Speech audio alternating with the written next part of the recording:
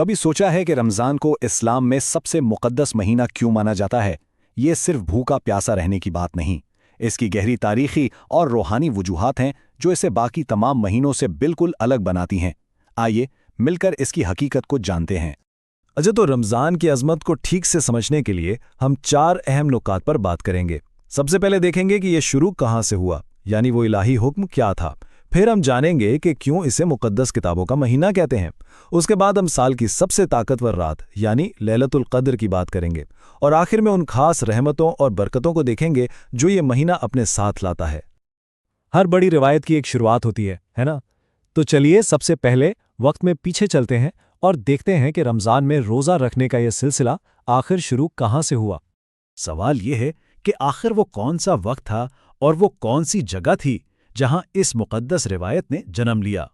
اس کا جواب ہمیں لے جاتا ہے اسلامی تاریخ کے ایک بہت ہی اہم موڑ پر۔ ہجرت کے ٹھیک 2 سال بعد مدینہ شہر میں مسلمانوں کو پہلی بار رمضان کے روزے رکھنے کا باقاعدہ حکم دیا گیا۔ اور یہ کوئی مشورہ نہیں تھا، بلکہ یہ اللہ کا ایک واضح اور براہ راست حکم تھا جو قرآن میں نازل ہوا۔ سورۃ البقرہ کی اسی آیت نے روزے کو اسلام کے ایک بنیادی ستون کا درجہ دیا۔ لیکن رمضان کی اہمیت صرف روزے رکھنے سے کہیں زیادہ ہے۔ اس مہینے کو ایک اور غیر معمولی اعزاز حاصل ہے۔ یہ مقدس صحیفوں کے نزول کا مہینہ ہے۔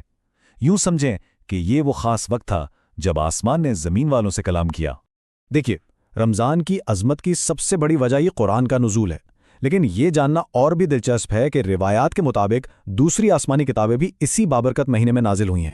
جی ہاں، قرآن کے ساتھ ساتھ تورات، زبور اور انجیل جیسی عظیم کتابوں کا نزول بھی اسی مہینے میں ہوا ہے۔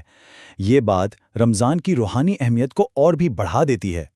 اور وہی کہ اسی مہینے میں ایک رات ایسی بھی ہے جو ہزاروں راتوں پر بھاری ہے۔ یہ ہمیں ہمارے تیسرے نقطے پر لاتی ہے، لیلۃ القدر یعنی قدر والی رات۔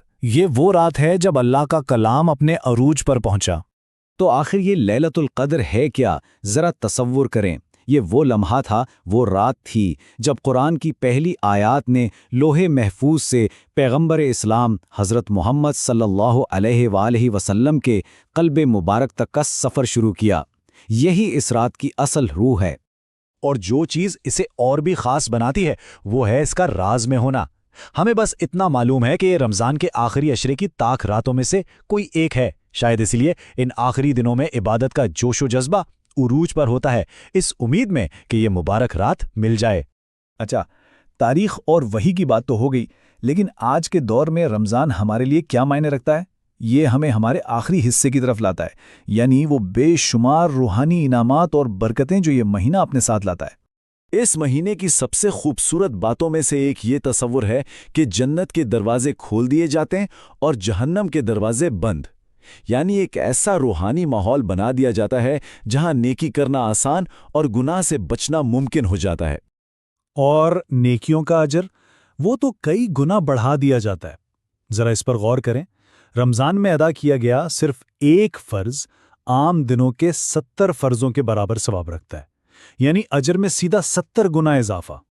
اور آخر میں ایک بار پھر لیلۃ القدر کی بات کرتے ہیں جس کی فضیلت کا کوئی مقابلہ ہی نہیں۔ خود قرآن کہتا ہے کہ اس ایک رات کی عبادت 1000 مہینوں کی عبادت سے بہتر ہے۔ 1000 مہینے یعنی 83 سال سے بھی زیادہ، تقریباً ایک پوری زندگی۔ ذرا سوچئے، ایک رات کی طاقت جو پوری زندگی کی عبادت پر بھاری ہے۔